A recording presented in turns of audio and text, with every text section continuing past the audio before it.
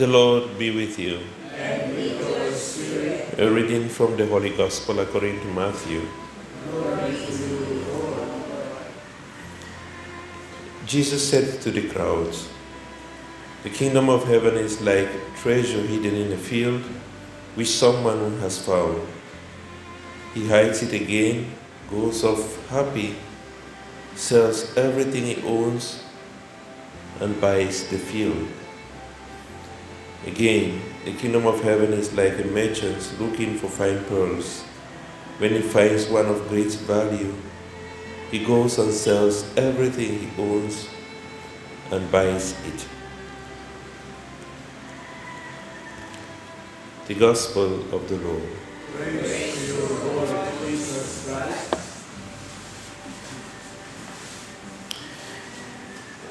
When I was in third year in high school,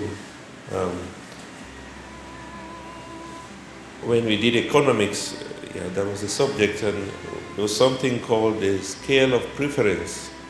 So, and the theory just went like, our wants are so many, but the means to satisfy them are limited. So what you do, you have to make a scale of preference.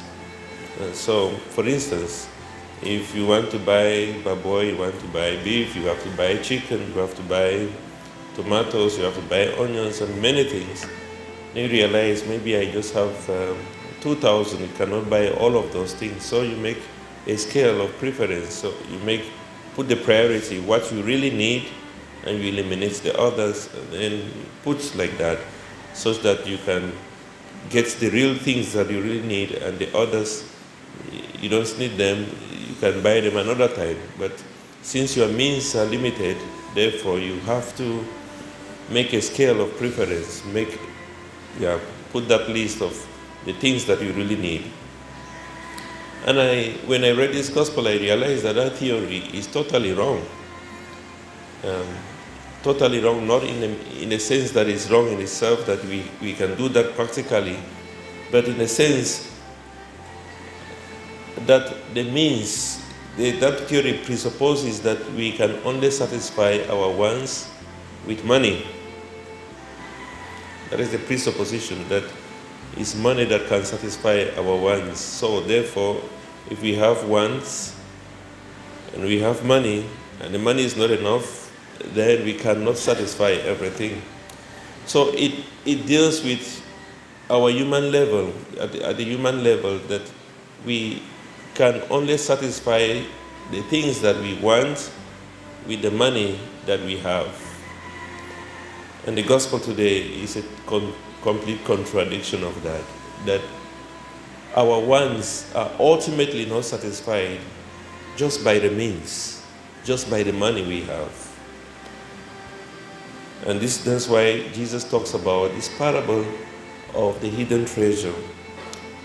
That this man finds this treasure, and then he goes and hides it again, and then goes and sells everything, because he knows this treasure is key. Once he has this treasure, nothing is going to ever matter. This treasure is going to satisfy everything that he has ever wanted. All his wants are going to be satisfied by this. The same way he talks about somebody who is looking for a pearl, a merchant who is looking for a pearl. And when he finds one of great value, he goes and sells everything completely, and he comes to purchase that one, because that becomes the source of everything. That becomes everything. And my dear brothers and sisters, all of us, we have wants that we want to satisfy. We are always searching for truth. We are always searching for happiness. We are always searching for peace. We are searching for love. We are always on a search, and that is why a lot of people are getting into different things, into addictions, getting into drinking, getting into eating a lot, going from one place to another in search of this pearl of great value, in search of this hidden treasure. But Jesus himself says, if you remember the story of the rich young man, he said to him, you have done everything, but you still have to look for the treasure. You have to go and sell everything. Come, follow me. And the treasure is in Jesus. The treasure we've had in the Catholic Church, in the Eucharist, that this is everything. There is nothing that we can ever get. We can never be satisfied. There is nothing that can satisfy us like the gift of Jesus himself, giving himself as food and drink and saying, this is my body, this is my blood. If you do not eat my body and drink my blood, you will not have life within you. You might be alive, but you are dead. You are a living dead walking around. If you do not receive the Eucharist, if you do not have Jesus in your life. St. Paul says in his letter to the Romans, chapter 8, verse 35, what can separate me from the love of Christ? Once you've held on to that treasure, there is nothing at all that can take you from it, because it becomes everything. There is nothing that you can trade for it. It's nothing that you can say, okay, maybe I will value this thing more than this. No. It becomes everything. And this is what people are searching for. We feel we can have it in the sexual life. No. You're not going to be satisfied. It becomes a vicious circle that you get satisfied today, and then, just like hunger, you get hungry, you feel that once you have food, you'll be satisfied. My dear brothers and sisters, you will eat, you get full, but after some hours, you get hungry again. You get thirsty, you drink water, and after some time, you get thirsty again. It does not quench your thirst forever. And that's why Jesus said to the woman at the well, you will keep coming back to this well. But if you come to me, I am the source of living water. And once you have me, you become a spring. It becomes a spring within you. And you will never thirst again. You'll never be hungry again. The prophet Isaiah chapter 44 verse 3 says that I will pour water upon thirsty land. When you thirst for me, I will pour water upon you. I will make streams to flow in dry lands. And I will shower you with my blessings. I will shower your generations with my spirit. This is what we thirst for. Whether we want it or not, we might not know, but all of us are thirsting for God, because that is what we were meant to be. And this has all come from the sin of Abraham, the sin of Adam and Eve.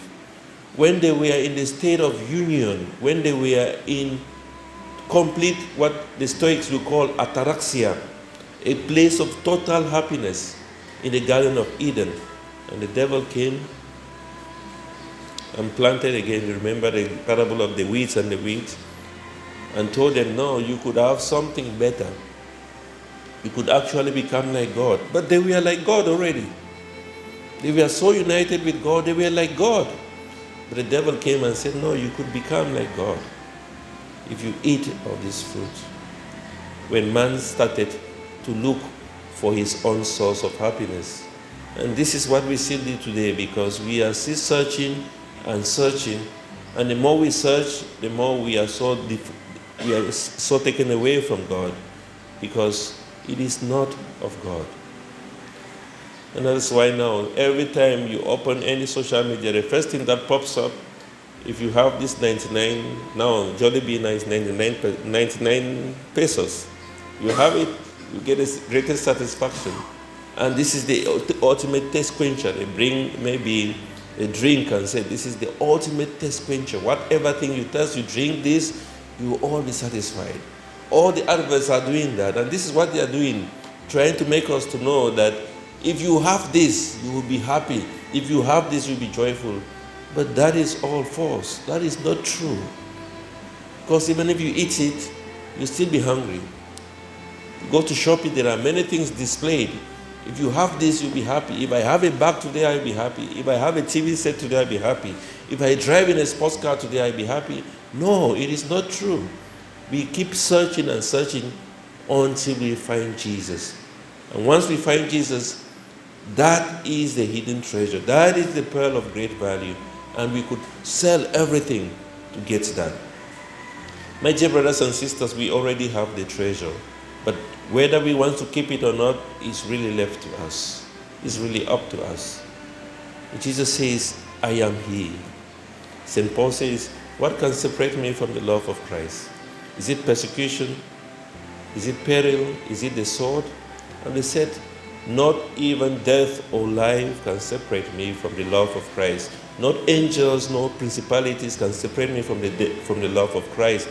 Not height or depth can separate me from the love of Christ. Not every creature made under heaven can separate me from the love of Christ, because He is the treasure.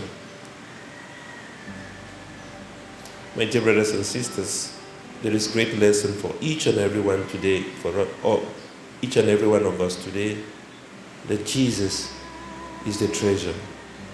And once we have Him, we should make sure that we keep Him. Make sure that there is no obstacle that is going to stop you from loving Christ, not even the persecutions that you go through.